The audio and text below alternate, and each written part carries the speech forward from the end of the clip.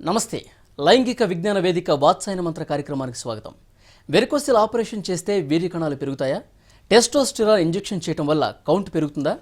మానసిక ఆందోళన, మనం తినే ఆహారం వీర్య కణాలపై ఎలాంటి ప్రభావం చూపుతాయి? అంజోస్పెర్మియాకు పరిష్కారం దొరుకుతుందా? నిర్జీవ కణాల ఉత్పత్తికి సమస్యకు కారణాలు, వాటి ఖచ్చితమైన పరిష్కారాల గురించి ఈరోజు వాత్సాయన మంత్ర కార్యక్రమంలో ప్రముఖ వాజీకరణ వైద్య నిపుణులు డాక్టర్ లక్ష్మీప్రసాద్ గారు మనతో స్టూడియోలో ఉన్నారు. వారిని అడిగి మరిన్ని విషయాలు తెలుసుకుందాం. గుడ్ ఈవినింగ్ లక్ష్మీప్రసాద్ గారు. నమస్తే అండి. అసలు వీర్య కణాల లోపం అంటారు కదా, అసలు కౌంట్ ఎంత ఉండాలంటారు సార్? ఈ విషయంలో చాలామందికి చాలా రకాల డౌట్స్ ఉంటాయండి. ముఖ్యంగా పాత తరం చూసుకుంటే ఆ రోజుల్లో పని ఒత్తిడి తక్కువ ఉండటం, ఆహారం అనేది మంచిగా ఉండటం, సో వారి యొక్క శారీరక శ్రమ కూడా మంచిగా ఉండటం, ఈ కారణాల చేత వాతావరణ కాలుష్యం కూడా లేకపోవడం వల్ల ఒక 30 years బ్యాక్ కనుక చూసుకుంటే 100 million అబోవ్ కణాలు కనిపించాయండి. మొటిలిటీ కూడా కనిపించేది. అది 60-70 సంవత్సరాల వరకు కూడా పురుషుల్లో ఈ వీర్య కణాల ఉత్పత్తి అనేది మంచిగా ఉండేది. కానీ ఇప్పుడు మనం ఉన్నటువంటి పరిస్థితుల్లో ఈ దైనందిన జీవితంలో అనేక రకాల టెన్షన్స్ అనేవి, మనకి మల్టిపుల్ యాక్టివిటీస్ అనేవి పెరగడం వల్ల మానసిక ఆందోళన కానివ్వండి, అదేవిధంగా వాతావరణ కాలుష్యం అతిగా ప్రభావం చూపించడం అనేది కానివ్వండి, అలాగే మన యొక్క ఆహారపు అలవాట్లు కూడా తీవ్రమైనటువంటి మార్పు రావటం వల్ల ఈ యొక్క కణాల యొక్క ఉత్పత్తి అనేది మగవారిలో ముఖ్యంగా తగ్గిపోవటం ప్రారంభించింది. అది రీసెంట్గా మన భారతదేశంలో కూడా ఐడెంటిఫై అయినటువంటి విషయం అనమాట. మన సెంట్రల్ గవర్నమెంట్ కూడా ఈ విషయాన్ని తీవ్రంగా పరిగణించి దీన్ని స్టాటిస్టిక్స్తో పాటుగా గుర్తించడం జరిగింది. అయితే WHO నామ్స్ ప్రకారం ఇప్పుడున్నటువంటి పరిస్థితుల్లో ఒక 1 ml వీర్యాన్ని కనుక మనం మైక్రోస్కోప్లో ఎగ్జామినేషన్ చేస్తే 20 million కణాలు కనిపించాలండి. దానిలో 50% మొటిలిటీ కనిపించాలి, అంటే చలనశక్తి ఉండాలన్నమాట. అంతేకాకుండా ఈ నార్మల్ ఫామ్స్ అనేవి, అంటే ఎలా ఆకృతిలో వీర్య కణాల యొక్క ఆకృతిలో ఎలాంటి లోపం లేకుండా ఉన్నటువంటి కణాల యొక్క సంఖ్య 80% నుంచి 90% ఉండాలి. సో ఇలాంటి సెమన్ అనాలిసిస్లో కనుక ఈ యొక్క రిపోర్ట్ కనుక వచ్చినట్లయితే వీర్య కణాల సంఖ్య అంటే సెమన్ అనాలిసిస్ అనేటువంటి రిపోర్ట్ నార్మల్గా ఉన్నట్టు మనకి ధృవీకరిస్తారన్నమాట.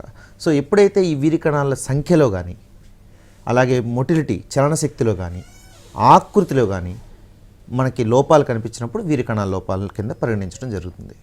మనకు కాలర్ ఉన్నారండి, మధు, హైదరాబాద్ నుంచి. మధు గారు, మీ సమస్య ఏంటో చెప్పండి. హలో మధు గారు, చెప్పండి. సార్ నమస్తే, చెప్పండి. అయితే నేను సెక్స్లో పాల్గొన్నప్పుడు, ఓకే, అయితే తొందరనే పాల్గొన్నప్పుడు మెత్తబడుతుంది, తర్వాత స్టాండర్డ్ అవుతుందండి. మీ వయసు ఎంతండి?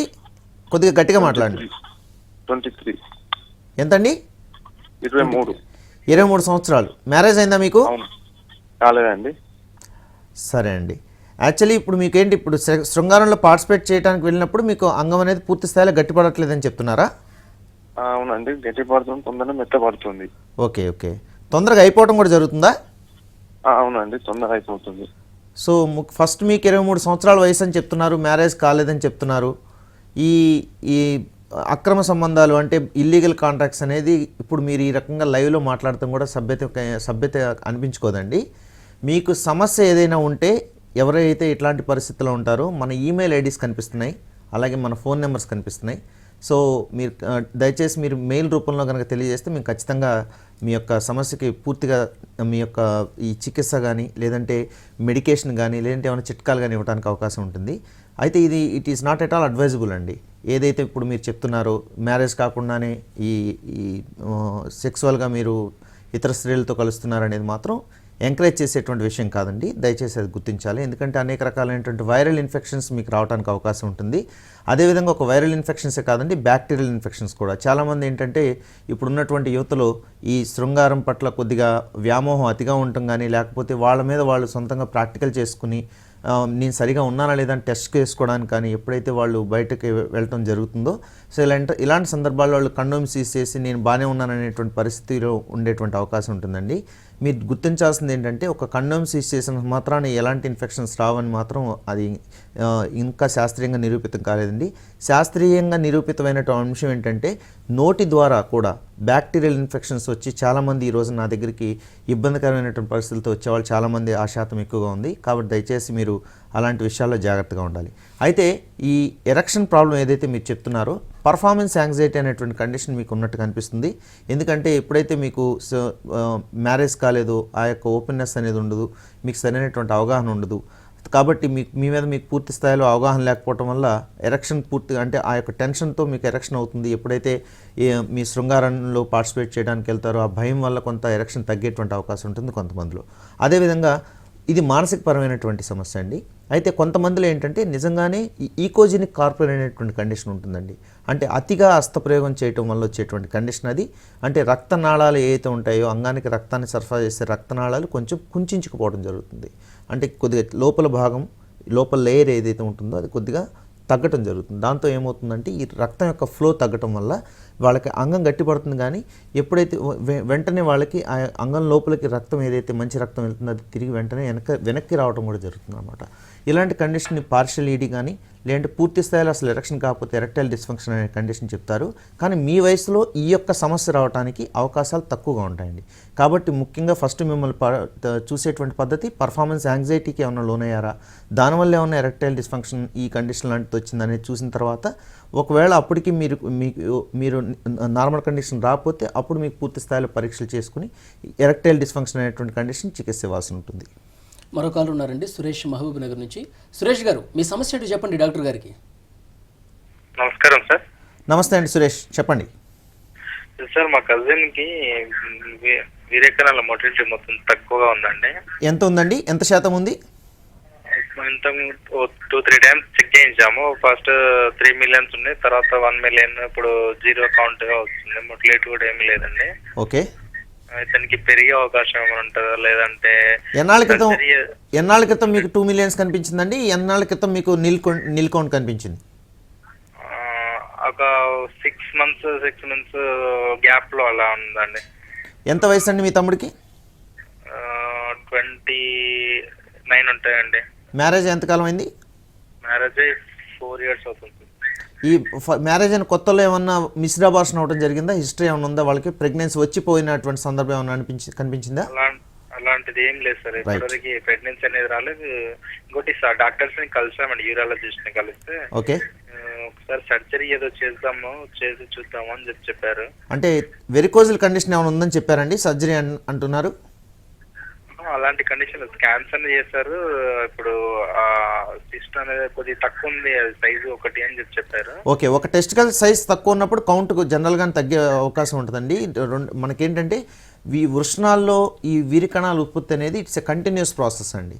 ఈ వీరికణాల ఉత్పత్తి అనేది కంటిన్యూగా ఇలా పుట్టాలి అంటే మన వృషణాల్లో మన శరీరంలో కొన్ని ఫ్యాక్టర్స్ మీద డిపెండ్ అయి ఉంటుంది. ముఖ్యంగా మన యొక్క మానసిక పరిస్థితి, టెస్టికల్స్ యొక్క సైజు, వాటి యొక్క పనితనం, అలాగే టెస్టికల్స్కి రక్త సరఫరా, అదేవిధంగా ప్రోస్టేట్ గ్లాండ్ యొక్క పనితనం, సెక్స్ హార్మోన్స్ పనితనం అంటే బ్రెయిన్ నుంచి వచ్చేటువంటి LH, FSH, ప్లాక్టిన్ అనేటువంటి హార్మోన్స్ వాటి యొక్క ఉత్పత్తి సమస్థితిలో ఉండాలి. అవి ఎప్పుడైతే హెచ్చుతగ్గులు అవుతాయో వృషణాలు పనిచేయడం మానేస్తాయి. అదేవిధంగా వృషణాల్లో పుట్టేటువంటి టెస్టోస్టెరాన్ హార్మోన్ అనేటువంటి హార్మోన్ సమస్థితిలో ఉండాలి. అదేవిధంగా ఈ వృషణాల్లో వీరికణాలు పుట్టి అది ప్రయాణించేటువంటి మార్గం ఏదైతే ఉంటుందో ఈ మార్గం కూడా బాగుండాలండి. సో ఇన్ని రకాలైనటువంటి అంశాల మీద వీరికణాల ఉత్పత్తి అనేది ఆధారపడి ఉంటుందండి. కాబట్టి మీ తమ్ముడికి కౌంట్ నిల్ అవటం అనేది గ్రాడ్యువల్గా తగ్గింది. కాబట్టి ఒకసారి వీరికణాల ఉత్పత్తి అయినా అవి బయటికి రాలేనటువంటి పరిస్థితి ఉందేమో అనేటువంటి చిన్న డౌట్ వస్తుంది. కాబట్టి ట్రాన్స్రెక్టల్ అల్ట్రాసౌండ్ స్కాన్ అనేటువంటి టెస్ట్ ఉంటుందండి. అంటే యానల్ రీజన్ నుంచి స్కాన్ తీస్తారు. ఎందుకంటే ఈ సెమినల్ వెసికల్స్లో కొంతమందిలో సిస్టులు ఉండటం వల్ల లేదంటే ప్రోస్టేట్ గ్లాండ్లో సిస్ట్ ఉండటం వల్ల వీరికణాలు పుట్టినా అవి బయటికి రాలేనటువంటి పరిస్థితి ఉంటుందండి. సో ఆ యొక్క పరీక్ష ఖచ్చితంగా చేయించాలి మీ యొక్క కజిన్. అదేవిధంగా మరొకసారి అల్ట్రాసౌండ్ స్క్రోటం ఒకవేళ మీకు రీసెంట్గా తీసిన రిపోర్ట్స్ ఉంటే మీరు దూరం నుంచి చేస్తుంటే మన హాస్పిటల్ యొక్క ఈమెయిల్ ఐడీస్కి స్కాన్ చేసి పంపించండి. ఇప్పుడు ఏదైతే మీరు కండిషన్ చెప్తున్నారో దాన్ని అజూస్పెరిమియా కండిషన్ అంటారండి. అయితే మీరు చెప్పినటువంటి సందర్భంలో ఖచ్చితంగా ట్రీట్మెంట్స్ ఉంటాయండి. కాకపోతే ఆ రిపోర్ట్స్ అన్నీ కనుక మనకు నార్మల్గా ఉంటే మనకి కనుక డౌట్ వస్తే బయాప్సీ అనేటువంటి పరీక్ష కూడా చేయాల్సిన అవసరం ఉంటుందండి. బయాప్సీలో కనుక స్పెర్మటోజెనిసిస్ ఉంది అంటే ఖచ్చితంగా చికిత్సలు ఉంటాయండి. బయాప్సీ రిపోర్ట్లో కనుక ఈ స్పెర్మటోజెనిసిస్ అంటే వీరికణాల ఉత్పత్తి అనేది వృషణాల్లో జరగట్లేదు అని కనుక రిపోర్ట్ వచ్చినట్లయితే ప్రపంచంలో ఎక్కడా కూడా దానికి చికిత్సలు ఉండవండి. కాబట్టి ఈ అజూస్పెరిమియా అనేది 2 రకాలుగా ఉంటుందండి. ముఖ్యంగా చిన్నప్పటి నుంచే పుట్టిన కాడి నుంచే ఉన్నటువంటి సందర్భం వాళ్ళకి వృషణాలు సరిగా పెరగకపోవటం, సైజ్ సరిగా లేకపోవటం చిన్నప్పటి నుంచే, అసలు వృషణాలే లేకపోవటం, వాళ్ళకి పొత్తికట్టు లోపలే ఉండిపోవటం, వృషణాలు పూర్తి స్థాయిలో ఈ స్క్రోటంలోకి రాకపోవటం, అదేవిధంగా హైపోగోనడిజం అనేటువంటి కండిషన్స్, అంటే చిన్నప్పటి నుంచి హార్మోన్స్లో డిఫెక్ట్ ఉండటం. సో ఇలాంటి పరిస్థితులు ఉన్న వాళ్ళకి ఎలాంటి చికిత్సలు ఉండవండి. ఇప్పుడు మీరు చెప్పినటువంటి కండిషన్ ఏదైతే ఉందో, అంటే అంతకుముందు వృషణాలు పనిచేస్తున్నట్టు మనకి నిర్ధారణపూర్వకంగా కనిపిస్తున్నాయి, కౌంట్ కనిపించడం, మొటిలిటీ కనిపించడం అనేది. ఎప్పుడైతే అది గ్రాడ్యువల్గా తగ్గుతుందో, ఏదో సమ్ రీజన్స్, ఇందాక నేను చెప్పినటువంటి ఫ్యాక్టర్స్ ఏదైతే ఉంటాయో ఆ ఫ్యాక్టర్స్లో ఎక్కడో తేడా ఉన్నట్టుంది. సో అది కనుక మనం గుర్తించినట్లయితే ఖచ్చితంగా అక్కడి నుంచి కనుక మనం ట్రీట్మెంట్ మొదలుపెట్టినట్టయితే ఖచ్చితంగా మీ తమ్ముడికి మళ్ళీ వీరికణాలు ఉత్పత్తి రావడానికి ఎక్కువ ఆస్కారం ఉందండి. అయితే అజూస్పెర్మియా కండిషన్స్లో ఖచ్చితంగా ఒక 1 year treatment, long term treatment అవసరం ఉంటుందండి. మీ కజిన్ ఖచ్చితంగా మన హాస్పిటల్కి 14 days రెగ్యులర్గా రావాల్సి ఉంటుంది. దీనికి తగినటువంటి వాజీకరణ చికిత్సలు కూడా అవసరం ఉంటాయండి. సో కాబట్టి మేము చెప్పిన అడ్వైజ్ చేసిన దాన్ని బట్టి మీ యొక్క రిపోర్ట్స్ ఏవైతే ఉంటాయో అవి మన దగ్గర జిరాక్స్ తీసుకుంటాం జరుగుతుంది. మనకి ఎక్కడెక్కడైతే సమస్య ఉంటుందో ఆ సమస్యకు సంబంధించిన రిపోర్ట్స్ అన్నీ కూడా ఒరిజినల్స్ మీ దగ్గర ఉంటాయి. మేము చెప్పినటువంటి పీరియడ్ ఏదైతే ఉంటుందో ఆ పీరియడ్లో మీకు కౌంట్ ఏ స్థాయిలో ఇంప్రూవ్ అవుతుంది అనేది మనకి నిర్ధారణ పూర్వకంగా మీకు తెలియజేస్తూ వెళ్తాం జరుగుతుందండి. అయితే పూర్తి స్థాయిలో కొంతమందికి నార్మల్ కండిషన్ వచ్చేటువంటి అవకాశం ఉంటుంది, ఎందుకంటే అంతకుముందు కౌంట్ కనిపించింది కాబట్టి. కొంతమందికి ఏంటంటే ఒక 10 to 20 millions వరకు ఈ యొక్క వీరకణాల ఉత్పత్తి అనేది జరిగి మొటిలిటీ ఒక 20-30% వరకు వచ్చి ఆగిపోయేటువంటి పరిస్థితి ఉంటుంది. ఎందుకంటే టెస్టికల్ సైజు పెంచేటువంటి ట్రీట్మెంట్స్ ఉండవండి. ఆల్రెడీ టెస్టికల్ సైజ్ చిన్నగా ఉంటే వాటి పెంచేటువంటి ట్రీట్మెంట్స్ అయితే ఎక్కడ ఉండవండి. అవి ఏవైతే సైజ్ చిన్నగా ఉన్నా కూడా వాటి యొక్క పనితనాన్ని మనం పెంచి వీరికణాల ఉత్పత్తి జరిగేటువంటి ట్రీట్మెంట్స్ మాత్రం ఇవ్వడం జరుగుతుంది. కాబట్టి వచ్చినంత మటుకు ఒకవేళ పెరగనట్లయితే ఖచ్చితంగా వాళ్ళు ఆ పెరిగిన తర్వాత ఆ యొక్క వీర్యంతో వాళ్ళు ఐయుఏ కానీ ఐయుఎఫ్ కానీ మంచి ఇప్పుడు మోడర్న్ మెడిసిన్కి వెళ్ళడం మంచిది. లక్ష్మీప్రసాద్ గారు, వీరికణాల లోపం అంటూ ఉంటారు. అసలు జనరల్గా వీరికణాల లోపాలు ఏ విధంగా ఉంటాయి అంటారు? చాలా మంచి క్వశ్చన్ అండి. యాక్చువల్లీ వీరికణాల లోపం అనేది ఇందాక నేను చెప్పినటువంటి వీరికణాల సంఖ్య ఏదైతే ఉంటుందో ఈ సంఖ్య కనుక తగ్గినట్లయితే, అంటే 20 million కన్నా తగ్గినట్లయితే అలుగోస్పెర్మియా అనేటువంటి కండిషన్ కింద చెప్పడం జరుగుతుందండి. అదేవిధంగా వీరికణాల సంఖ్య బాగా ఉండి వీరికణాల చలన శక్తిలో కనుక తక్కువ ఉంటే, అంటే 50% మొటిలిటీ కన్నా తక్కువ ఉంటే అస్థెనోస్పెర్మియా అని చెప్పడం జరుగుతుందండి. అదేవిధంగా వీరికణాల ఆకృతిలో కనుక తేడా ఉంటే టెరటోస్పెర్మియా అని చెప్పడం జరుగుతుందండి. అయితే వీరికన్నా చాలామందిలో ఈ మధ్యకాలంలో చాలా రిపోర్ట్స్లో మాకు కనిపిస్తున్నటువంటి అంశం నెక్రోజోస్పెర్మియా అనేటువంటి కండిషన్. అంటే వీరికణాల ఉత్పత్తి వాళ్ళకి ఉంటుంది, 10 millions, 20 millions, 30 millions కణాలు కనిపిస్తాయి, కానీ చలన శక్తి అనేది 0 ఉంటుందండి. అసలు వాళ్ళ మొటిలిటీ అనేది 0 ఉంటుంది, లేకపోతే 5% ఉంటుంది. సో ఇలాంటి కండిషన్స్ ఉన్నటువంటి కండిషన్స్ మనం నెక్రోజోస్పెర్మియా కండిషన్ కింద చెప్పడం జరుగుతుంది. సో దానిలో ఏంటంటే మొటిలిటీ లేకపోవడం వల్ల వాళ్ళకి అసలు పిల్లలు పుట్టేటువంటి అవకాశం అసలు ఉండదండి. సో అదేవిధంగా అజూస్పెర్మియా కండిషన్, ఇందాక కాలర్ చెప్పినట్లు అసలు కౌంట్ అనేది లేకపోవడం, నీల్ కౌంట్. సో ఈ యొక్క పరిస్థితిని కూడా మనకి ఇందాక నేను చెప్పినట్లు టైప్ 2 కండిషన్కి అయితే, అంటే వీర్యకణాల ఉత్పత్తి జరుగుతూ ఏమైనా అడ్డంకి ఉండి వాళ్ళకి నీల్ కౌంట్ వచ్చినట్టు కండిషన్స్కి అయితే ట్రీట్మెంట్స్ ఉంటాయండి. చిన్నప్పటి నుంచి కనుక వాళ్ళకి టెస్టికల్స్లో సమస్య ఉండి అజూస్పెర్మియా కండిషన్స్ ఉంటే ట్రీట్మెంట్స్ ఉండవండి. మరో కాలర్ ఉన్నారండి, యాదగిరి నల్గొండ నుంచి. యాదగిరి గారు, మీ సమస్య ఏంటో చెప్పండి డాక్టర్ గారికి. నమస్తే సార్, నా పేరు యాదగిరి సార్. నమస్తే యాదగిరి గారు, చెప్పండి సార్. నాకు కుటుంబంలో కొద్దిగా ప్రాబ్లం ఉంది సార్, అది క్లియర్ అవుతుంది సార్. యాదగిరి గారు చెప్పండి, మీ సమస్య స్పష్టంగా చెప్పండి. సరిగా వినిపించట్లేదు. వీర్యకణాలు 0 నుంచి 10,000 వరకు మధ్యలో నడుస్తుంది సార్. ఓకే, డెవలప్ చేయడానికి అవకాశం ఉందా సార్? 10 millions అంటే 10,000 అంటున్నారా? మీరు చెప్పింది నాకు సరిగా వినిపించలేదు. 10 million సార్. 10 millions ఖచ్చితంగా అవకాశం ఉందండి, ఏం కంగారు పడద్దు యాదగిరి గారు. 1 million కౌంట్ ఉన్న వాళ్ళు కూడా మన దగ్గర నార్మల్ అయినటువంటి వాళ్ళు చాలామంది ఉన్నారు, మీరు భయపడాల్సిన అవసరం ఏం లేదు. అయితే మీరు ఇందాక నేను చెప్పినటువంటి అంశాలు మీరు సరిగా గుర్తుంచుకోవాలి. ఏంటి, కొన్ని రకాల మీరు పరీక్షలు అయితే అవసరం అండి. చాలామంది ఏంటంటే సెమన్ అనాలిసిస్ కేవలం మందులు వాడుకుని సెమన్ అనాలిసిస్ అనే పరీక్ష మాత్రమే చేయించుకుంటూ వెళ్తూ ఉంటారు. అది దానివల్ల ఏమవుతుందంటే కౌంట్ పెరగనటువంటి చాలామంది ఉంటారండి, కౌంట్ పెరగనటువంటి వాళ్ళు చాలామంది ఉంటారు. కొన్ని రకాల సందర్భాల్లో జనరల్ మెడిసిన్స్ ఒకటే, ఓన్లీ ఓరల్ మెడిసిన్ తీసుకున్నంత మాత్రం కణాలు పెరిగేటువంటి అవకాశాలు తక్కువ ఉంటాయండి. కాబట్టి చికిత్సలు ఖచ్చితంగా అవసరం. ఎవరికైతే 10 millions కణాలు కనిపించి మొటిలిటీ 20-30% ఉన్న వాళ్ళకి ఖచ్చితంగా అన్ని రకాల పరీక్షలు చేయించాలండి. అంటే టెస్టికల్ సైజ్ ఎలా ఉంది, వాటికి రక్త ప్రసరణ సరిగా ఉందా లేదా, ప్రోస్టేట్ గ్లాండ్ యొక్క పనితనం ఏ రకంగా ఉంది, అదేవిధంగా వీర్యకణాల ప్రయాణించే మార్గంలో ఏమన్నా బ్లాక్స్ లాంటివి ఏమైనా ఉన్నాయా, సిస్ట్ లాంటివి ఏమైనా ఉన్నాయా, ఎపిడెర్మస్ అనేటువంటి ట్యూబ్లో ఏమన్నా బ్లాక్ ఉందా, లేదంటే అక్కడ ఏమైనా ఇన్ఫెక్షన్ ఉందా అనేటువంటి కండిషన్, అదేవిధంగా వీర్య కణాల్లో ఉత్పత్తి జరిగే చోట ఏమైనా ఇన్ఫెక్షన్ ఉందా అనేటువంటి కండిషన్, అలాగే హార్మోన్స్ యొక్క ఉత్పత్తి ఏ స్థాయిలో ఉంది, ఇవన్నీ కూడా చూడాల్సిన అవసరం ఉంటుందండి. కాబట్టి ఆ పరీక్షలన్నీ చేయించుకుని తర్వాత ఎక్కడైతే మనకు ప్రాబ్లం ఐడెంటిఫై అయ్యిద్దో అక్కడి నుంచి కనుక మనం ట్రీట్మెంట్ మొదలుపెట్టినైతే ఖచ్చితంగా మీకు నార్మల్ కండిషన్ వస్తారండి. ఇలా 10 మిలియన్స్ ఉన్న వాళ్ళకి 3 to 4 months లోపే మనం నార్మల్ కండిషన్ తీసుకురావడం జరుగుతుంది. మీరు భయపడాల్సిన అవసరం లేదు. ఒకసారి నేను చెప్పినటువంటి పరీక్షలు లేకపోతే మనకు కాల్ చేసినా మీరు తీసుకురావాల్సినటువంటి పరీక్షలు మేము చెప్పడం జరుగుతుంది. ఆ పరీక్షలతో కనుక నన్ను సంప్రదిస్తే ఖచ్చితంగా మీరు నార్మల్ అవుతారు. Don't worry. మరో కాల్ ఉన్నారండి, సాయిరామ్ హైదరాబాద్. సాయిరామ్ గారు, మీ సమస్య ఏంటి చెప్పండి డాక్టర్ గారికి. Hello, good evening doctor. Good evening Sai గారు. సార్ నా ఏజ్ 23 అండి. ఓకే. అయితే ఇది డైలీ హస్తప్రయోగం చేయవల్ల ఏమైనా ప్రాబ్లం వస్తుందా? ఇట్లా ఫేస్ పైన మొటిమల్ లాంటివి ఏమైనా అవకాశాలు ఉన్నాయా అండి? మొటిమలు, ఫేస్ పైన మొటిమలు రావడానికి ఖచ్చితంగా దీనికి సంబంధం లేదండి. ఇప్పుడు మీరు ఏదైతే హస్తప్రయోగం అనేటువంటి మాట చెప్తున్నారో ఇది అతిగా చేయటం అనేది మాత్రం మీరు కొద్దిగా దాన్ని కంట్రోల్ చేసుకోవాల్సిన అవసరం ఉంటుందండి. ఎందుకంటే కొంతమంది ఈ హస్తప్రయోగం అనేటువంటి దానికి బాగా అలవాటు పడి రోజు 4-5 times చేయటం, లేదంటే ఆపి చేయటం, ఇలాంటి కండిషన్స్ ఉంటూ ఉంటాయి. లేదంటే ఏదైనా ఒక దుండికి కానీ హార్డ్ సర్ఫేస్కి కానీ అంగాన్ని బాగా ప్రెస్ చేసుకుంటాం. సో ఇలాంటి పరిస్థితులు చాలామంది మగవాళ్ళు కనిపిస్తుంటాయి. లేదంటే అంగాన్ని పూర్తిగా గట్టిగా నొక్కు వేయటం, చేతితో నొక్కు వేయటం అనేది జరుగుతుంటుంది.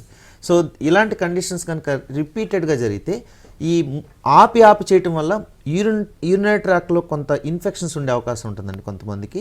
సో ఆ యూరినరీ ట్రాక్ ఇన్ఫెక్షన్ అనేది బాగా లోపలికి వెళ్ళి ప్రోస్టేట్ గ్లాండ్ ఇన్ఫెక్షన్ అయ్యే అవకాశం ఉంటుంది. లేదంటే యూరినరీ ట్రాక్ ఇన్ఫెక్షన్ క్రానిక్ అయ్యేటువంటి అవకాశం ఉంటుంది. అదేవిధంగా ఈ బాగా నొక్కి చేయటం వల్ల రక్తనాళాల మీద అతిగా ప్రెజర్ పడి ఈకోజెనిక్ కార్పొరేట్ అనేటువంటి కండిషన్ ఏర్పడేటువంటి అవకాశం ఉంటుంది. అదేవిధంగా కొంతమంది మగవారిలో ఈ అంగం యొక్క పూర్వచరం మొత్తం కూడా మూసుకుపోయి ఉంటుందండి. వాళ్ళకి వెనక్కి తీసుకున్నా కూడా కొంత పూర్తి స్థాయిలో రాదు. కానీ వాళ్ళు కూడా హస్తప్రయోగానికి అలవాటు పడి బాగా ప్రెజర్ చేయటం వల్ల అక్కడ అంగం పూర్వచరం మొత్తం కూడా వాపు రావటం, లేదంటే పూర్తి స్థాయిలో వెనక్కి వెళ్ళిన ముందుకు రాకపోవడం అనే కండిషన్స్ కూడా కనిపిస్తూ ఉంటాయి. సో ఇలాంటి కండిషన్స్ ఉన్నవాళ్ళు మగవారు ఇమ్మీడియట్గా హాస్పిటల్కి వెళ్ళి డాక్టర్కి చూపించుకోవాల్సిన అవసరం ఉంటుంది. రైట్. లక్ష్మీప్రసాద్ గారు, మానసిక ఆందోళన పడుతుంటారు చాలామంది, టెన్షన్ పడుతుంటారు. ఆఫీసు వర్క్ కూడా ఇంటికి తీసుకొచ్చి ఆ టెన్షన్లో ఉండిపోతారు చాలామంది. సో మానసిక ఆందోళన అనేది వీరి కణాల మీద ఎలాంటి ప్రభావం చూపిస్తుంది అంటారు? Good question. యాక్చువల్లీ మానసిక ఆందోళన అనేది అంతకుముందు కౌన్సిలింగ్స్తోనే నార్మల్ అయిపోతారు, లేదంటే ఏదో మాటలతోనే వాళ్ళు నార్మల్ అయిపోతారు అనేటువంటి పరిస్థితి ఉండేదండి. మానసిక ఆందోళన అనేది ఇప్పుడు మీకు ఉంటుంది, మాకు ఉంటుంది, అందరికీ ఉండేటువంటి సహజమైనటువంటి పరిస్థితి అయిపోయింది. ఈ రోజున మల్టిపుల్ యాక్టివిటీస్, అందరూ చేసేటువంటి ఒక పని కాదు, అందరూ నాలుగు పనులు చేయడం అనేది కామన్ అయిపోయింది. సో ఈ పరిస్థితులు ఉన్నప్పుడు ఏంటంటే చిన్న తక్కువ టైంలోనే ఎక్కువ టార్గెట్స్ రీచ్ అవ్వాలనేటువంటి తాపత్రయం, తక్కువ టైంలోనే ఎక్కువ సంపాదించాలనేటువంటి తాపత్రయం, ఇలాంటి కండిషన్స్ బాగా అతిగా ఉన్నవాటి, స్కిల్స్ లేకుండా అత్యాశతో ఎక్కువ పనిచేసేటువంటి వాళ్ళు, సో ఏదో వాళ్ళకి సరైనటువంటి అవగాహన లేకుండా ఏదో పనిచేసేటువంటి వాళ్ళు, సో ఇలాంటి కండిషన్స్ ఎక్కువగా ఈ రోజున కనిపిస్తున్నాయి. సో మానసిక ఆందోళన అనేది ఈ తీవ్రంగా ఎవరైతే అనుభవిస్తూ ఉంటారో వాళ్ళకి హార్మోన్ డిఫెక్ట్స్ రావడానికి ఎక్కువ ఆస్కారం ఉంటుందండి. డిప్రెషన్ కండిషన్కి ఎక్కువసార్లు వెళ్ళినటువంటి వాళ్ళల్లో ఈ ఫ్రీ రాడికల్స్ అనేది ఎక్కువగా తయారవుతూ ఉంటాయండి. ఈ ఫ్రీ రాడికల్స్ అనేది ఎక్కువగా తయారవటం వల్ల ఈ రక్తంలో ఉన్నటువంటి కొలెస్ట్రాల్తో ఈ ఫ్రీ రాడికల్స్ జత చేరి మన శరీరంలో రక్త ప్రసారంలో కలిసిపోయి మనకి హార్ట్లో బ్లాక్స్ రావటం కానీ, అంటే హార్ట్ అటాక్ రూపంలో బయటపడతాం, లేదంటే పెరాలసిస్ స్ట్రోక్స్ రూపంలో బయటపడతాం. అదేవిధంగా ఈ ఎరెక్టైల్ డిస్ఫంక్షన్ అనేటువంటి కండిషన్ రావటం, అంటే అంగానికి రక్తాన్ని సరఫరా చేసేటువంటి రక్తనాళాల్లో ఈ బ్లాక్స్ వెళ్ళి చేరటం వలన ఎరెక్టైల్ డిస్ఫంక్షన్ అనేటువంటి కండిషన్ రావటం. ముఖ్యంగా ఈ ఫ్రీ రాడికల్స్ వీరి కణాల ఉత్పత్తి మీద డైరెక్ట్గా ఎఫెక్ట్ పడి వాళ్ళకి అన్ని రకాల పరీక్షలు నార్మల్గా ఉంటాయండి, హార్మోన్స్ అన్నీ నార్మల్గా ఉంటాయి, కానీ టెస్టికల్ సైజ్ బాగానే ఉంటుంది, రక్త ప్రసరణ బాగానే ఉంటుంది, అన్నీ బాగానే ఉంటాయి, కానీ వాళ్ళకి వీరి కణాల సంఖ్య అనేది పెరగకుండా ఉండేటువంటి పరిస్థితి ఉంటుంది. సో ఈ పరిస్థితులు ఖచ్చితంగా మానసిక ఆందోళన వల్ల వచ్చినట్టు మనం అర్థం చేసుకోవాలి. దానికి సంబంధించి కూడా ట్రీట్మెంట్స్ ఖచ్చితంగా తీసుకోవాలండి. అంతే ఓన్లీ కౌన్సిలింగ్స్ ద్వారానే వాళ్ళు మానసిక ఆందోళన నుంచి నార్మల్ అవుతారనేది అసంభవం. కాబట్టి ఈ పరిస్థితిలో ఉన్న వాళ్ళు కూడా నార్మల్ కండిషన్ రావడానికి వాళ్ళ పరీక్షలన్నీ నార్మల్ ఉన్నా కూడా చికిత్సలు మొత్తం చేసుకోవాల్సిన అవసరం ఉంటుంది. ఇలాంటి పరిస్థితుల్లో ఉన్న వాళ్ళు 10 to 14 days వరకు హాస్పిటల్కి వాళ్ళు రావాల్సి ఉంటుంది. అలాగే 3 to 4 months మెడిసిన్స్ తీసుకోవాల్సి ఉంటుంది. మరో కలర్ స్వామి ఉన్నారండి. స్వామి గారు, మీ సమస్య ఏంటో చెప్పండి. హలో స్వామి గారు. హలో స్వామి గారు చెప్పండి. హలో స్వామి గారు, మీ సమస్య ఏంటో చెప్పండి డాక్టర్ గారికి. నాకు మ్యారేజ్ 4 సంవత్సరాలు అయిందండి. ఓకే, నాకు నా కణాలు హాస్పిటల్ చెక్ చేపిస్తే నా కణాలు తక్కువనే అన్నారు. ఎంత ఉన్నాయని చెప్పారు స్వామి? 4.6 అన్నారు. ఏంటండి? 4.6. 4.6. Okay okay okay. హలో, 4.6 అండి. అర్థమైంది, చెప్పండి. అదే ప్రాబ్లమ్స్ ఉన్నది నాకు. 4 సంవత్సరాలు అవుతుంది. ఇంకేమన్నా ఇతర పరీక్షలు చేయించారా మీకు స్వామి? చేపించామండి. అదే కౌంట్తో పాటుగా ఉన్న టెస్టికల్స్ సంబంధించిన స్కాన్ రిపోర్ట్ చేయటం కానీ అట్లాంటివి ఏమైనా చేశారా? హార్మోన్ పరీక్ష చేయటం ఏం చేయలేదు. కౌంటింగ్ తక్కువ ఉందా అని చెప్పి టాబ్లెట్స్ ఇచ్చారు, వాటిని కూడా ఏం తెలుస్తలేదు. ఉండదండి. ఓన్లీ ఇప్పుడు కారణం తెలుసుకోకుండా ఓన్లీ కణాలు పెంచుకోవడానికి మందులు వాడటం వల్ల ఎలాంటి ఉపయోగం ఉండదండి. ఖచ్చితంగా మీరున్నటువంటి పరిస్థితుల్లో అన్ని రకాల పరీక్షలు చేయించాలి. ఆల్రెడీ ఇందాక ఒక కాలర్ కోడ్ నేను చెప్పడం జరిగింది. 10 మిలియన్స్ కన్నా తక్కువ ఉన్నటువంటి వాళ్ళు ఖచ్చితంగా అన్ని రకాల పరీక్షలు చేయించుకున్న తర్వాతే ట్రీట్మెంట్స్కి వెళ్ళడం మంచిదండి. సో మీరున్నటువంటి పరిస్థితుల్లో నార్మల్ కండిషన్ రావడానికి మినిమం 4 to 5 months టైం పడుతుందండి. మన దగ్గర అయితే ఎలాంటి సైడ్ ఎఫెక్ట్స్ ఉండవు మనం ఇచ్చేటువంటి ట్రీట్మెంట్స్లో. కాకపోతే మీరు ఖచ్చితంగా మీ రిపోర్ట్స్ అన్ని చూసిన తర్వాత మేము అడ్వైజ్ చేసిన దాన్ని బట్టి 14 days వరకు ఖచ్చితంగా హాస్పిటల్కి రావాల్సి ఉంటుంది. రెగ్యులర్గా రావాలి. మనకు 1.5 hour ట్రీట్మెంట్ ఉంటుంది. అదేవిధంగా ఓరల్ మెడికేషన్ కూడా మీరు కంటిన్యూగా 4 to 5 months తీసుకోవాల్సిన అవసరం ఉంటుంది. ఎవ్రీ 14 days వన్స్ మన హాస్పిటల్కి రావాల్సిన అవసరం ఉంటుంది, ఇంప్రూవ్మెంట్ కనిపించే వరకు. ఇంప్రూవ్మెంట్ ఎప్పుడైతే కనిపిస్తుందో మీరు ఒకవేళ దూరం నుంచి వచ్చేలకైతే మేము డైరెక్ట్గా 1 monthకి మెడిసిన్స్ రాసి పంపించడం జరుగుతుంది. ఎవ్రీ 1 monthకి 28 daysకి మీ యొక్క రిపోర్ట్ అనేది ఖచ్చితంగా మనం రిపీటెడ్గా చూడటం జరుగుతుందండి. మీ ఇంప్రూవ్మెంట్ ఏ స్థాయిలో ఉంది ఏంటనేది మనం చూసుకుంటా ఇంప్రూవ్మెంట్ని బట్టి మెడిసిన్స్ చేంజ్ చేసుకుంటూ వెళ్తాం జరుగుతుంది. మీరు భయపడాల్సిన అవసరం ఏం లేదు. మీ కండిషన్లో ఉన్న వాళ్ళు కొన్ని వందల మంది మన దగ్గర నుంచి ట్రీట్మెంట్ తీసుకుని వెళ్ళారు. మీరు ఖచ్చితంగా ఒకసారి మనం సంప్రదిస్తే మీకు తగినటువంటి చికిత్స ఇస్తాం. లక్ష్మీప్రసాద్ గారు, జనరల్గా నిర్జీవ కణాల ఉత్పత్తికి అసలు ఎలాంటి చికిత్స ఉండదని చెప్పేసి అంటూ ఉంటారు. సో మీ దగ్గర ఎలాంటి ప్రత్యేక చికిత్సలు ఉన్నాయి దీనికి సంబంధించి? ఈ నిర్జీవ కణాల ఉత్పత్తి అనేది కొంత అవగాహన కూడా లేదండి చాలామందిలో. కానీ వాళ్ళకి ఇందాక చెప్పిన 4.6 కండిషన్లో కూడా ఆయన మొటిలిటీ చెప్పలేదు. సో మొటిలిటీ అనేటువంటి కండిషను ఆయనకి 5% ఉండొచ్చు, లేకపోతే అసలు 0 మొటిలిటీ కూడా ఉండేటువంటి పరిస్థితి ఉంటుంది. సో ఈ పరిస్థితి అనేది ముఖ్యంగా చాలామందికి నేను వ్యవసాయదారులు ఎక్కువ చూస్తున్నాను. నేను వాళ్ళు వాడేటువంటి పెస్టిసైడ్స్ వాళ్ళకి తెలియట్లేదు, వాళ్ళు ఎట్లా యూజ్ చేయాలి కెమికల్స్ అనేది. ముఖ్యంగా ఈ విలేజ్ లెవెల్లో ఉన్న వాళ్ళకి చాలా ఎక్కువ కనిపించేటువంటి పరిస్థితి. అలాగే సాఫ్ట్వేర్ ఉద్యోగుల్లో కూడా ఈ పరిస్థితి ఎక్కువ కనిపిస్తుందండి. మానసిక ఆందోళన ఎక్కువ ఉండటం, హార్మోన్ డెఫిషియన్సీ అనే కండిషన్స్. అదేవిధంగా ఈ యూరినరీ ట్రాక్ ఇన్ఫెక్షన్స్ ఎక్కువ ఉండే వాళ్ళలో ఈ కండిషన్ కనిపిస్తుందండి. ప్రోస్టేట్ గ్లాండ్ ఇన్ఫెక్షన్ ఉండటం కానీ, అలాగే ఈ ఆర్కైటిస్ అనేటువంటి కండిషన్స్లో, ఎపిడెడమైటిస్ అనేటువంటి కండిషన్స్లో, అంటే యూరినరీ ట్రాక్ ఇన్ఫెక్షన్స్ రిపీటెడ్గా ఉన్న వాళ్ళలో ఈ నెక్రోజోస్పెర్మియా అనేటువంటి కండిషన్, అంటే టెస్టికల్స్ పనిచేస్తూ ఉంటాయి, వీరి కణాల ఉత్పత్తి జరుగుతూ ఉంటుంది, కానీ ఈ మొటిలిటీ అనేది 0 ఉంటుందండి వాళ్ళకి. అంటే ఆ వీరి కణాలు చనిపోయినటువంటి కణాలు బయటకు వస్తాయి. సో దీన్ని నెక్రోజోస్పెర్మియా కండిషన్ అంటం జరుగుతుంది. దీనికి చాలా చోట్ల అసలు చికిత్స లేదండి. కానీ మనం ఖచ్చితమైనటువంటి నిర్ధారణపూరితమైనటువంటి చికిత్సలు ఇవ్వడం జరుగుతుంది. ఖచ్చితంగా వాళ్ళకి ఎవిడెన్స్ బేస్డ్ ట్రీట్మెంట్ అనమాట. బిఫోర్ ట్రీట్మెంట్ వాళ్ళకి మొటిలిటీ లేనట్టు ఉంటుంది, 0 మొటిలిటీ. మనకి వాళ్ళు ఎక్కడన్నా పరీక్ష చేయించురావచ్చు, మన దగ్గర అసలు టెస్టులు అనేది ఉండదండి. మనం తగినటువంటి పరీక్షలు బయట మంచి టెస్టులు ల్యాబ్లోనే వాళ్ళు చేయించడం జరుగుతుంది. సో వాళ్ళకి ఖచ్చితంగా 4 to 5 months లోపే, సపోజ్ వాళ్ళకి ఒక 10 millions కౌంట్ కణాలు కనిపించినాయి, బట్ మొటిలిటీ 0 ఉంది. ఇలాంటి పరిస్థితుల్లో వాళ్ళకి నార్మల్ కౌంట్తో పాటుగా మొటిలిటీ కూడా నార్మల్ వచ్చినటువంటి సందర్భం 4 to 5 months లోపలనే వాళ్ళకి నార్మల్ కండిషన్ తీసుకొచ్చేటువంటి ట్రీట్మెంట్స్. ఎలాంటి సైడ్ ఎఫెక్ట్స్ ఉండవండి, సర్జరీ కూడా ఉండదు. ఓకే, మీరు ఇంతకుముందు సాఫ్ట్వేర్ ఉద్యోగుల్లో కూడా ఈ సమస్య ఉంది అని చెప్పేసి అన్నారు. అంటే ప్రధాన కారణం ఏంటి? వాళ్ళు ఎక్కువగా గంటలు చైర్లో కూర్చొని సిస్టమ్ ముందు వర్క్ చేయడం వల్ల అంటారా? ఎస్, ముఖ్యమైన కారణం. దీంతో పాటుగా జీన్స్ ప్యాంట్ వేసుకుని కూర్చుంటారు, అది చాలా ఇంపార్టెంట్. టైట్ జీన్స్ ప్యాంట్ వేసుకుని, టైట్ అండర్వేర్ వేసుకుని, అంత టైట్ కండిషన్స్లో వాళ్ళు ఎలాంటి వాళ్ళకి వర్క్ స్టైల్ అనేది వాళ్ళది సిట్టింగ్ జాబే ఉంటుంది. అసలు వాళ్ళకి ఈ లైఫ్ స్టైల్లో వాళ్ళకి వ్యాయామం అనేది అసలు ఉండనే ఉండదు బాడీకి. సో వాళ్ళు ఎప్పుడైతే ఒబేస్గా ఉంటారో, పైగా టైట్ జీన్స్ ప్యాంట్ వేసుకుని, టైట్ అండర్వేర్స్ వేసుకుని 6 hours 4 hours కంటిన్యూగా పనిచేయటం, దాంతోపాటుగా ఈ యూరిన్ ఆపుకుంటాం. ఒకవేళ యూరిన్ పాస్ చేయాలన్నా ఇది చేసిన తర్వాత చేద్దాంలే అనేటువంటి పరిస్థితి. వాడికి ఏమైనా ఇన్ఫెక్షన్ ఉంటే మళ్ళీ రిపీట్ అవుతూ ఉంటుంది అనమాట. అదేవిధంగా ఈ టెన్షన్ జాబ్ వల్ల హార్మోన్ ఇన్బ్యాలెన్స్ అనేది ఖచ్చితంగా అవుతుంది. ఆ డైట్ కూడా వాళ్ళు ఏదో సమోసా తినటం, లేకపోతే ఆ పిజ్జా తినటం, సో ఇలాంటి కండిషన్స్. ఆ డైటరీ కూడా సరైనటువంటి ఆహార వ్యవహారాలు అనేది అసలు వాళ్ళకి పాటించేటువంటి సందర్భం లేదు. కాబట్టి కొంతమంది ఒబేస్ అయిపోతుంటారు, కొంతమందికి వాళ్ళకి అనేక రకాల మానసికమైనటువంటి రుగ్మతలు రావటం, అదేవిధంగా ఈ యూరిన్ ఆపుకోవటం వల్ల యూరిన్ ఇన్ఫెక్షన్స్ రావటం, ప్రోస్టైటిస్ కండిషన్స్ రావటం, ముఖ్యంగా ఈ ఫుడ్ హ్యాబిట్స్లో తేడా ఉండటం వల్ల ఇరిటబుల్ బౌల్ సిండ్రోమ్ అనేది చాలా మందిలో సాఫ్ట్వేర్స్లో కనిపిస్తుంది. దానివల్ల ఖచ్చితంగా వాళ్ళకి శృంగార సమస్యలు వస్తాయి, జీర్ణకోశ సమస్యలు వస్తాయి, అదేవిధంగా వాళ్ళ మానసిక పరిస్థితి కూడా చాలా దారుణంగా ఉంటుంది. ఓకే, లక్ష్మీప్రసాద్ గారు, ఇంతకుముందు మీరు ఒక కాలర్తో మాట్లాడినప్పుడు వెరికోసల్ ఆపరేషన్ గురించి చెప్పారు. అంటే వెరికోసల్ ఆపరేషన్ అనేది ఎలాంటి పరిస్థితుల్లో చేయించుకోవాలి, ఈ ఆపరేషన్ చేయించుకుంటే వీర్యకణాలు వృద్ధి అవుతుందంటారా? వెరికోజిల్ ఆపరేషన్ అనేది ఖచ్చితంగా అవగాహన తెచ్చుకోవాల్సినటువంటి అవసరం ఉందండి. ముఖ్యంగా యువకుల్లో ఈ టైట్ జీన్స్ ప్యాంట్ అండర్వేర్స్ వేసుకుంటాం, చిన్నప్పుడు కొద్దిగా దూకినటువంటి సందర్భాలు ఎక్కువగా ఉండటం, ఏదైనా చిన్న చిన్న వస్తువులు లాంటివి ఏమైనా టెస్టికల్స్కి తగలటం, ఇట్లాంటి పరిస్థితుల్లో ఉండడం, అలాగే బైక్ రైడింగ్ అతిగా చేయటం. సో ఇలాంటి పరిస్థితులు ఉన్న వాళ్ళకి ఈ వెరికోజిల్ కండిషన్ రావడానికి ఎక్కువ ఆస్కారం ఉంటుందండి. ముఖ్యంగా మన సౌత్ ఇండియాలో వెరికోజిల్ కండిషన్ చాలా ఎక్కువ ఉంటుందండి. అంటే లాంగ్ స్టాండింగ్ పనిచేసే వాళ్ళలో ఈ పరిస్థితి కనిపిస్తుంటుంది. వెరికోజిల్ అంటే టెస్టికల్స్ నుంచి చెడు రక్తం వెనక్కి వెళ్ళేటువంటి రక్తనాళం ఉబ్బుతుందండి.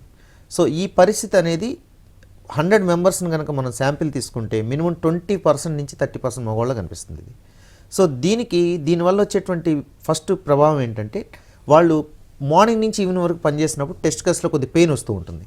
దీనికి వాళ్ళు భయపడి ఎప్పుడైతే వాళ్ళు డాక్టర్ దగ్గరికి వెళ్ళిన సందర్భం ఉంటుందో, ఈ ఎక్కువగా రూరల్ ఏరియాస్లో జరిగేటువంటి పరిస్థితి ఏమవుతుందంటే ఆపరేషన్ అడ్వైజ్ చేయటం, వాళ్ళకి 20-25,000 వాళ్ళకి సర్జరీ చేయటం, దాంతో వాళ్ళు నీకు కౌంట్ తగ్గిపోయిందని చెప్పడం, లేకపోతే కౌంట్ తగ్గకుండానే వెరికోజిల్ ఆపరేషన్ చేయడం అనేది జరుగుతుంది.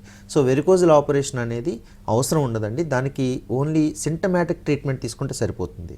అయితే ఈ యొక్క కండిషన్ ఆపరేషన్ సర్జరీ ఎప్పుడు అంటే వీర్యకణాల యొక్క ఉత్పత్తి మీద ఈ యొక్క వెరికోజిల్ కండిషన్ అనేది ఎఫెక్ట్ పడేటువంటి అవకాశం ఉంటుందండి. అది అన్ని సందర్భాల్లో ఉండదు, అందరికీ ఉండదు. గ్రేడ్ 2, గ్రేడ్ 3 కండిషన్స్లో ఉన్నప్పుడు వాళ్ళకి కౌంట్ కనుక తగ్గిపోతుందని మిగతా అన్ని రిపోర్ట్స్ బాగుండి కౌంట్ తగ్గిపోతుందనేటువంటి కండిషన్ ఉన్నట్లయితే అప్పుడు మనం సర్జరీ అడ్వైజ్ చేసి మళ్ళీ తిరిగి మన వాజీకరణ చికిత్సలు ఖచ్చితంగా చేసుకోవాలి. వాళ్ళు సర్జరీ చేసుకున్నంత మాత్రం కౌంట్ పెరిగిపోద్ది అనేది మాత్రం అవాస్తవం అండి, జరగని పని అది. కాబట్టి వాళ్ళు ఖచ్చితంగా మళ్ళీ మన ట్రీట్మెంట్స్ ఖచ్చితంగా తీసుకోవాలి వాళ్ళు. సో ఎప్పుడైతే వాళ్ళు తీసుకుంటారో అప్పుడే కౌంట్ పెరిగేటువంటి అవకాశం ఉంటుంది. కాబట్టి వెరికోజిల్ ఆపరేషన్ అన్నప్పుడు ఖచ్చితంగా మీ దగ్గరలో ఉన్నటువంటి మంచి వాజీకరణ వైద్యులను కానీ లేకపోతే మన దగ్గరికి వచ్చిన సర్జరీ అవసరమా లేదా చూసి, సర్జరీ లేకుండానే మీకు కౌంట్ పెరిగే సందర్భం ఉంటే సర్జరీని అవాయిడ్ చేసుకుని మీరు మీ యొక్క కౌంట్ నార్మల్ చేసుకునేటువంటి చికిత్సలు మీకు అందుబాటులో ఉన్నాయి. కాబట్టి సర్జరీ అన్ని కండిషన్స్లో అవసరం ఉండదండి. అవసరమైతే సెకండ్ ఒపీనియన్ తీసుకుని మీరు చేయించుకుంటాం మంచిది. లక్ష్మీప్రసాద్ గారు, మనం తీసుకునే ఆహారం కూడా ఈ సమస్య మీద ప్రభావం చూపిస్తుంది అంటారు.